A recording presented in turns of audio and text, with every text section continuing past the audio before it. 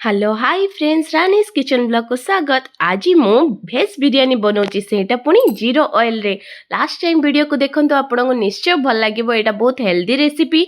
पियाज को normally nonstick pan रे भाजी नहीं थी। तापर देखो तो ये मो दही रे सब मसला गुंड हलदी मर्च धनिया गुंड जीरा गुंड बिरियानी मसला कस्तूरी मेथी अदा रसुण पेस्ट लुण सोया चंक सब भेजिटेबल्स को पकई देती। सहित मो खाड़ा मसला भी पकई काजू सब पकई अध घंटा स्टोर करके रखी देइथिली। तापर कड़ाई रे पकईथिली पानी मला परे माने टिके कसीला परे सेथिरे राइस को सजई देइथिली। आउ सेथिरे मो पियाज पुदीना पत्र धनिया पत्र को एमती लेयरिंग करके सजई देइथिली।